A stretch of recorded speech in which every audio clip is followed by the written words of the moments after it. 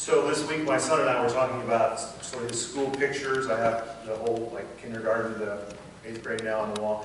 Talking about his change in hairdo, which then turned into him teasing me about my advanced age and lack of hair, which was just a riot to him until I pointed at my head and said, "This is your future." And as he had this whole perplexed look come over his face, I said, "And how much hair does my dad have?" He said, "Less than you." I said, "Welcome to your future."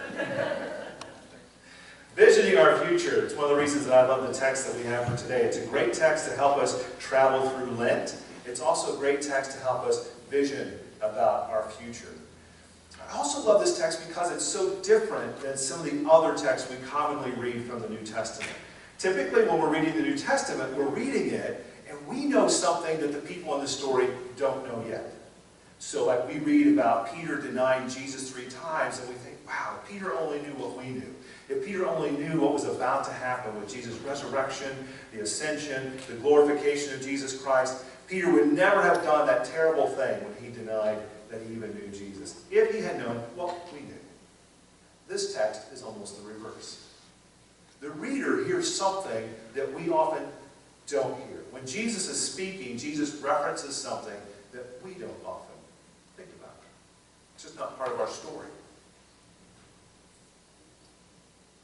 Jesus is trying to explain to them, answering Nicodemus and Nicodemus' whole struggle with the faith. And he comes to this section, which includes for us one of our most memorable passages.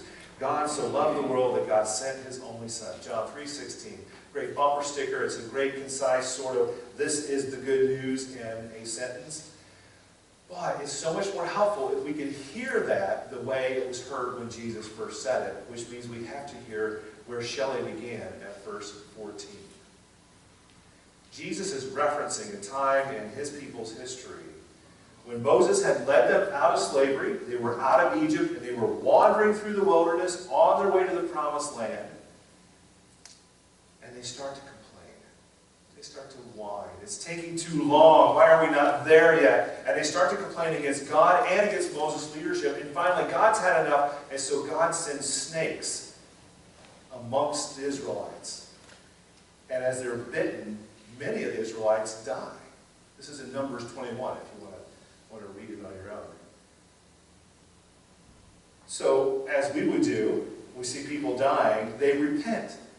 And they come running back to Moses and they say, we've sinned against you and against God, and would you please pray that these snakes go away? So Moses prays for the Israelites, and God's response is fascinating. It's a response that helps us have a better understanding of John 3:16. God does not send away the snakes.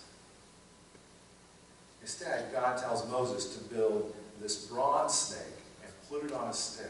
And anyone that will look at the snake will live.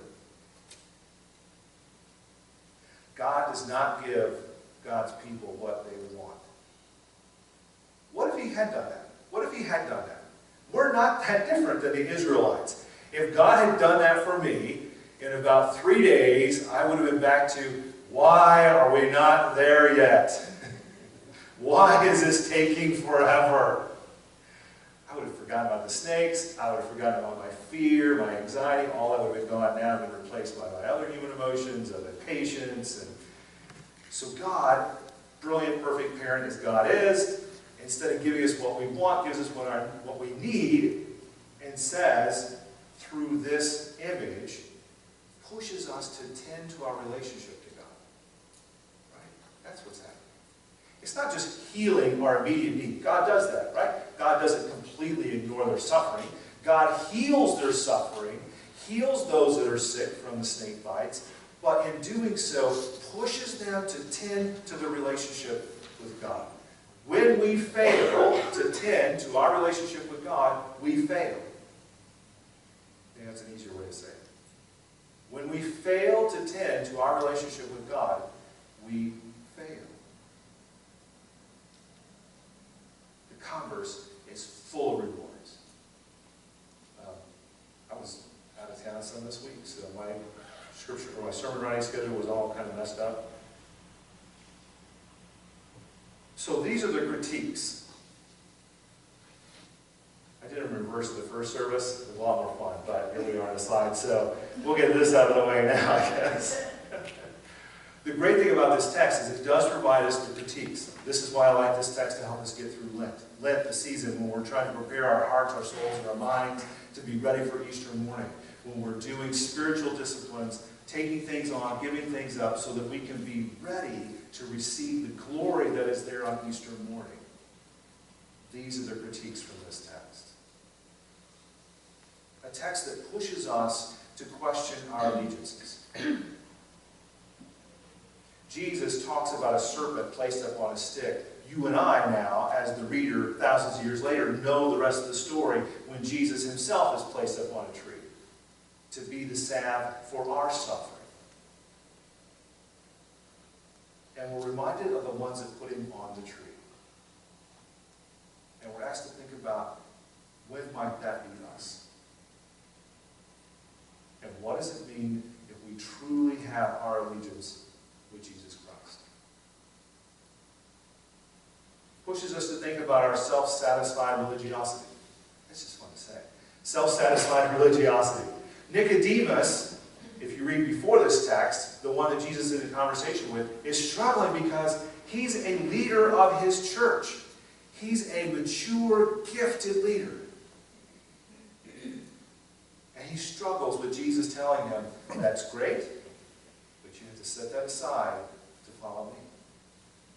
Because tending to the relationship with God is the prime relationship in our life, before all the others that we have.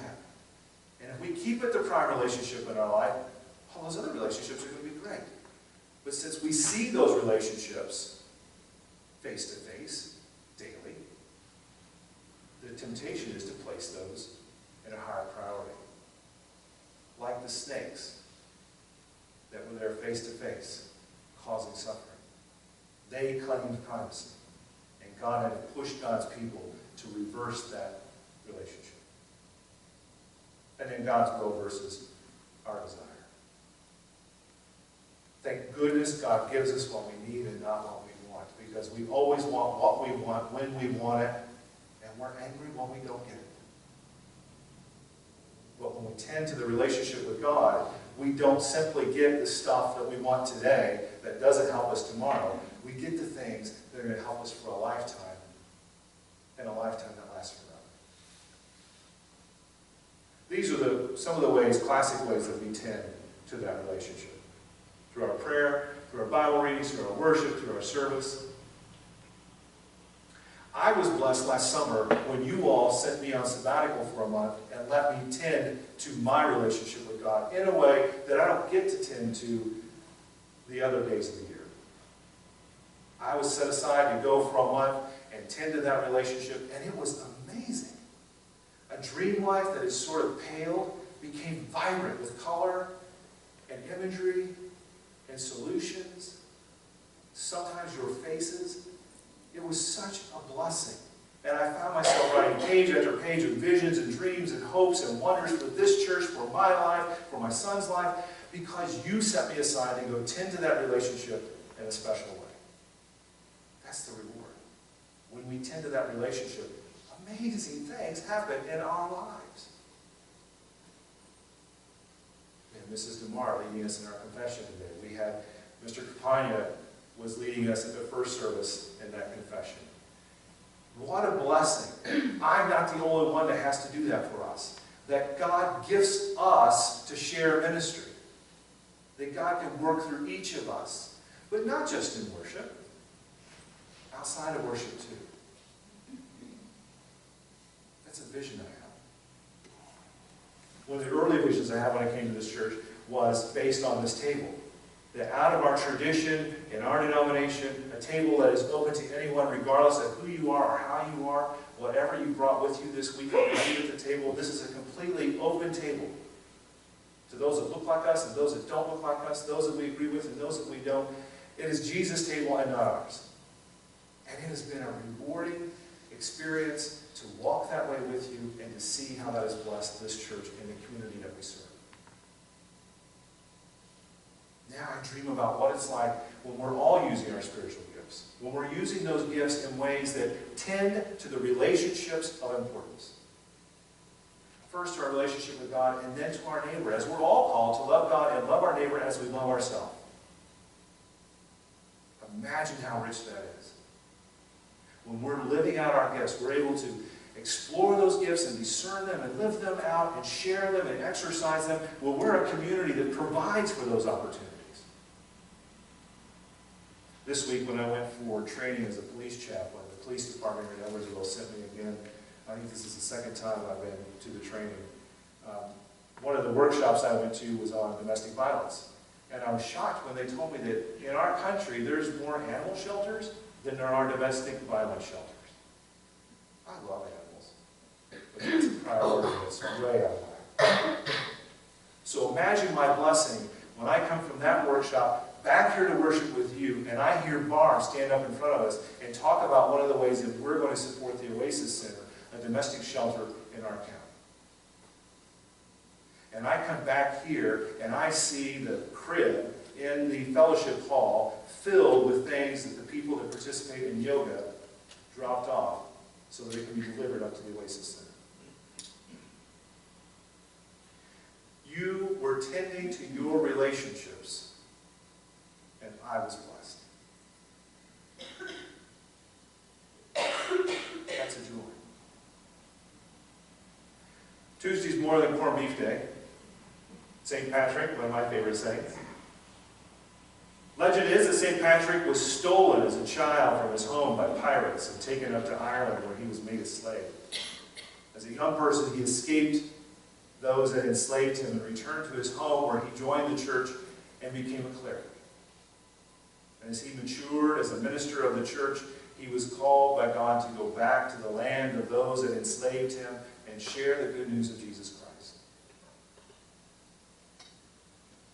St. Patrick tended to his relationship with God. I cannot imagine that that was what he wanted to do, to return to the land of those that enslaved him. But he did. And because he did, he transformed not only his own life, but the lives of thousands of other people. And now the faithful have remembered him to us ever since. The power of tending to those relationships. Placing our trust in God. And trusting that while we may not get what we want, we're going to get exactly what we need. And more than that, we're going to be blessed in ways that will astound us. Blessings on you. Have an amazing year ahead of us. Next week, if the weather holds out, we're going to wander over and dedicate that land that we purchased for the ministry of Jesus Christ. Lloyd is right. It is our good stewardship to have the vision to purchase that land for the future opportunity of this church. We may not know today exactly what's going to happen on that land, but being good stewards and making that available, I can't wait to see what God does with that. Through our relationships, through our worship and through our service, and through the mission that we share with this community. Thanks be to God.